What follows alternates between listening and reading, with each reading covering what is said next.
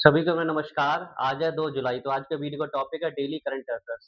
आशा करता हूँ आप लोग अच्छे होंगे। तो डेली करंट अफेयर्स सबसे पहले दिवस से क्वेश्चन स्टार्ट करती हूँ। दिवस से क्वेश्चन कई आने लगे हैं। आज जो क्लासेस है बहुत ही महत्वपूर्ण क्लासेस है, क्योंकि इसमें कई ऐसे टॉपिक है जो परीक्षा की दृष्टि से आपके लिए बहुत ही महत्वपूर्ण है। तो चलिए स्टार्ट करते हैं डेली करंट अफेयर्स। सबसे पहले हम बात करें दिवस से। हाल ही में विश्व खेल दिवस कब मनाया गया? तो 2 जुलाई। आज है 2 जुलाई। तो आज ही के दिन विश्व खेल दिवस मनाया। विश्व खेल पत्रकार दिवस, बात हो रही है विश्व खेल पत्रकार दिवस कब मनाया? 2 जुलाई। आपसे जब भी पूछा जाएगा विश्व खेल पत्रकार दिवस के बारे में, तो आपका कौन सा ऑप्शन लगाएंगे? 2 जुलाई। 2 जुलाई को विश्व खेल पत्रकार दिवस मनाया जाता है। नेक्स्ट क्वेश्चन को बढ़ते हैं। हाल ही में किसे भारतीय सेना का उप प्रमुख नियुक्त किया गया? क्वेश्चन पूछ रहा है कि भारतीय सेना का, जो भारतीय सेना है उसका उप प्रमुख किसे नियुक्त किया गया? तो संदीप जैन के लिए। किसे नियुक्त किया गया? संदीप जैन के लिए भारतीय सेना का उप प्रमुख नियुक्त किया गया है। तो इसका उत्तर क्या लगाएंगे? संदीप जैन भारतीय सेना के उप प्रमुख नियुक्त किए गए हैं। नेक्स्ट क्वेश्चन है, ये बैंक से रिलेटेड क्वेश्चन है। अगर बैंक से क्वेश्चन बनेगा तो देखिए कैसे बन सकता है। सबसे पहले हम समझते हैं। हाल ही में 1 जुलाई 2026 को एसबीआई यानी कि भारतीय स्टेट बैंक का कौन सा स्थापना दिवस मनाया गया? क्वेश्चन पूछ रहा है एसबीआई, जो आप बहुत जानते होंगे। एसबीआई भारतीय स्टेट बैंक में जाते हैं तो पता होना चाहिए कि उसका स्थापना दिवस 2026 में कौन से नंबर का बनाया गया? तो 71वां यानी 71वां। अब हम एसबीआई की बात करते हैं। एसबीआई की स्थापना कब हुई थी? पता होना चाहिए जो भारतीय स्टेट बैंक की इसकी स्थापना कब हुई थी। तो चलिए समझते हैं स्थापना के बारे में। 1 जुलाई 1955 को, यानी कल 1 जुलाई थी, तो कल ही एसबीआई यानी कि भारतीय स्टेट बैंक की स्थापना हुई। अच्छा, एसबीआई का इससे पूर्व नाम क्या था? इंपीरियल बैंक, जिसे पूरा नाम बोलते थे इंपीरियल बैंक ऑफ इंडिया, यानी कि पूर्व नाम था एसबीआई का imperial bank of India. Question कैसे बनेगा कि एसबीआई का पूर्व नाम क्या? तो इंपीरियल बैंक ऑफ इंडिया। जब 1 जुलाई 1955 को एसबीआई का राष्ट्रीयकरण हुआ तो इसका नया नाम बदल क्या करा गया? इंपीरियल बैंक से क्या करा गया? भारतीय स्टेट बैंक। अच्छा, 1 जुलाई को एक और दिवस मनाया जाता है, जीएसटी दिवस। तो जीएसटी, 1 जुलाई के बाद जीएसटी 1 जुलाई को मनाया जाता है।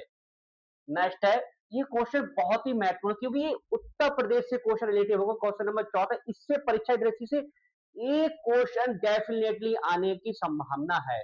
तो चलिए समझते हैं, बहुत ही महत्वपूर्ण क्वेश्चन है। हाल ही में किस राज्य सरकार ने डिजी रोवर, क्या चीज? डिजी रोवर जीएनएसएस विशेष भूमि मापन विशेष अभियान शुरू किया? यानी कि ये भूमि मापन की एक इकाई है, तो विशेष अभियान शुरू किया गया है। तो किस राज्य सरकार ने शुरू किया गया है? ये उत्तर प्रदेश राज्य सरकार ने शुरू किया गया है। अब हम उत्तर प्रदेश के बारे में समझेंगे। उत्तर प्रदेश से देखिए कितने क्वेश्चन बन सकते हैं, और हमने सभी लिखे और सभी क्वेश्चन महत्वपूर्ण है। सबसे पहले इसका उत्तर होगा उत्तर प्रदेश। कैपिटल क्या है इसकी? लखनऊ। यानी उत्तर प्रदेश की कैपिटल क्या है? लखनऊ। अब देखिए लखनऊ से देखिए कितने क्वेश्चन हमने ऐड किए हैं। देखिए लाइन से हैं। सबसे पहले लखनऊ, लखनऊ किस नदी किनारे? गोमती नदी के किनारे स्थित है। आपको पता चल गया कि लखनऊ किस नदी किनारे स्थित है? गोमती। क्वेश्चन इस पूछेगा कि लखनऊ और मैच करने जो गोमती नदी है, तो उसका उत्तर किससे लगाएंगे? गोमती नदी से। अब इसी समझते हैं, लखनऊ में क्या चीज? राष्ट्र प्रेरणा स्थल का उद्घाटन किया, जिसमें 3 महापुरुषों की मूर्ति लगी है। हमने कई बार बताया कि लखनऊ में 3 महापुरुषों की मूर्ति लगी है। राष्ट्र प्रेरणा स्थल का उद्घाटन किया, 3 महापुरुषों की मूर्ति लगी, कई बार हमने बता चुके हैं। तो आज क्लास का पहला क्वेश्चन हो गया कि लखनऊ के राष्ट्र प्रेरणा स्थल का उद्घाटन किया गया, जिसमें 3 महापुरुषों की मूर्ति लगी है। उनका नाम क्या है? उन 3 महापुरुषों का आपको नाम कमेंट्स में बताना है। अब लखनऊ की बात हो रही है। लखनऊ जैसे लखनऊ राजधानी का परिवर्तन हुई, तो राजधानी समझते हैं। सबसे पहले आगरा थी, आगरा से प्रयागराज, फिर 1921 में लखनऊ बना दी गई। जैसे हम कहते हैं उत्तर प्रदेश की राजधानी का लखनऊ, तो पता होना चाहिए लखनऊ कब राजधानी बनी उत्तर प्रदेश की। लखनऊ में ही नौसेना सौर वाटिका का उद्घाटन किया गया है। क्रूड होराइजन 2026 का उद्घाटन लखनऊ में किया गया है। अब देखिए लखनऊ से कितनी चीजें बन गई। आपको नदी पता चल गया, राष्ट्र प्रेरणा स्थल पता चल गया, राजधानी पता चल गया, और नौसेना सौर वाटिका उद्घाटन पता चल गया। क्रूड होराइजन 2026 का उद्घाटन लखनऊ के बारे में पता चल गया। अब समझते हैं सीएम। सीएम कौन है? योगी आदित्यनाथ। ये आपको बहुत पता होगा, नंबर नहीं पता होगा आपको। नंबर कौन? 21 में नंबर की है। गवर्नर कौन है? आनंदी बेन पटेल है, जो कौन से नंबर की? 25 नंबर की है। यानी कि जो गवर्नर है, राज्यपाल है, कौन से नंबर की? 25 में नंबर की है। अब आगे समझते हैं। अब सीटें कितनी है? लोकसभा की 80 है, राज्यसभा 31, विधानसभा की 403। सबसे अधिक विधानसभा सीटें कहाँ? उत्तर प्रदेश में, यानी कि क्वेश्चन याद रखिएगा, सबसे अधिक विधानसभा सीटों वाला राज्य कौन सा? उत्तर प्रदेश, जहाँ पे अकेले ही कितनी 403 विधायक है, नहीं विधानसभा में विधायक है, जो आप विधायक चुनते हैं विधायक विधायक, तो वो क्या चीज 403 विधायक कहाँ? अकेले उत्तर प्रदेश में। अब आगे समझते हैं, अब चिन्हों के बारे में समझते हैं कि राजकीय चिन्ह क्या है उत्तर प्रदेश, जैसे कि पक्षी पशु चिन्ह होते हैं, तो सबसे पहले पुष्प समझेंगे क्या है? पलाश या टेसु बोलते हैं। पक्षी क्या है? सारस या क्रॉस। पशु क्या है? बारहसिंगा। फल क्या है? आम। अच्छा, आम उत्तर प्रदेश का राजकीय क्या चीज? फल है। और पूरे देश का, भारत का राष्ट्रीय फल कौन सा है? आम है। राजकीय नृत्य क्या है? कथक। कथक क्या है? उत्तर प्रदेश का राजकीय नृत्य। अच्छा, कथक से हम क्वेश्चन पूछते हैं आपसे, कथक उत्तर प्रदेश का राजकीय नृत्य है, तो इसका संबंध किस घराने से है? क्वेश्चन बहुत ही महत्वपूर्ण है कि उत्तर प्रदेश का राजकीय नृत्य कथक है, जिसका संबंध किस घराने से? आपको कमेंट से बताना है। 2 क्वेश्चन आपके हो गए। नेक्स्ट है, क्षेत्रफल की दृष्टि से उत्तर प्रदेश का सबसे बड़ा जिला कौन सा है? लखीमपुर खीरी। यहां से क्वेश्चन बनता है कि उत्तर प्रदेश का क्षेत्रफल की दृष्टि से सबसे बड़ा, यानी एरिया में सबसे बड़ा जिला कौन सा है? तो लखीमपुर खीरी। अब लखीमपुर खीरी आपने सबसे बड़ा जिला समझ लिया, अब आपको पता होना चाहिए छोटा, इसे इस्तेमाल कौन सा है क्षेत्रफल की दृष्टि से? तो हापुड़। क्षेत्रफल की दृष्टि से कौन सा है? हापुड़। अब जनसंख्या की दृष्टि उत्तर प्रदेश सबसे बड़ा जिला कौन सा? मतलब जनसंख्या समझ रहे हैं, मतलब जहां पे सबसे ज्यादा लोग आबादी होंगी, तो प्रयागराज। प्रयागराज में उत्तर प्रदेश के सबसे अधिक जनसंख्या निवास करती है। अब समझते हैं सबसे कम निवास वाला, यानी कि उत्तर प्रदेश का जनसंख्या सबसे छोटा जिला कौन सा है? तो महोबा। कौन सा है? महोबा उत्तर प्रदेश का सबसे छोटा जिला है। किसके मामले? जनसंख्या के मामले में। आपने महोबा समझ लिया। अब आते हैं, चरकुला एक नृत्य मनाया जाता है जो होली के तीसरे दिन मनाया जाता है, जो ब्रज के क्षेत्र में मनाया जाता है। कहां मनाया जाता है? ब्रज के क्षेत्र में मनाया जाता है। पता होना चाहिए चरकुला नृत्य का संबंध कहां है? ब्रज के क्षेत्र से। जो कहां कब बनाया जाता है? सवाल पूछ लेता है, होली के तीसरे दिन मनाया जाता है। रामसर स्थल कितनी है? 20 है। नदियां समझते हैं, नदियां महत्वपूर्ण है कि उत्तर प्रदेश में कौन कौन सी प्रमुख नदियां? सबसे महत्वपूर्ण नदी है गंगा, यानी कि गंगा नदी की टोटल लंबाई कितनी है? 2525, जो अकेले अकेले उत्तर प्रदेश में 1450 किलोमीटर प्रवाहित होती है। यानी क्वेश्चन पूछे कि, देखिए क्वेश्चन यहाँ दो तरह से पूछ सकता है कि गंगा नदी मतलब गंगा नदी का जो प्रवाह क्षेत्र है सबसे ज्यादा कहाँ है? उत्तर प्रदेश में, जो अकेले कितने 1450 किलोमीटर प्रवाहित होती है। अब पूछते हैं कि टोटल गंगा नदी की मतलब लंबाई कितनी है? तो 2525 किलोमीटर, कितना भारत में प्रवाहित होती है। अब भारत के अंदर की पूछे कि सबसे अधिक कहां प्रवाहित होती है? तो उत्तर प्रदेश में। पूछे कितनी प्रवाहित होती है? तो 1450 किलोमीटर। बहुत ही महत्वपूर्ण लगाने से क्वेश्चन बहुत बनता है कि गंगा नदी का पूरी टोटल लंबाई पूछे 2525 है, और उत्तर प्रदेश पूछे तो 1450 किलोमीटर। अब आती है यमुना। यमुना 19 जिलों से प्रभावित होती है। घाघरा जिसे सरयू नदी बोलते हैं, और गोमती नदी, जो तो आपको बता ही दिया, लखनऊ के किनारे, मतलब लखनऊ गोमती नदी किनारे स्थित है, इससे आपको याद कर सकते हैं। तो कौन कौन सी नदी हो? गंगा हो गया, घाघरा सरयू बोलते हैं, गोमती नदी हो गया। इतना आपको किसके बारे में? उत्तर प्रदेश के बारे में पता होना चाहिए। इसको आप अच्छे से याद कर लीजिए, नोट्स बना दीजिए उत्तर प्रदेश के बारे में।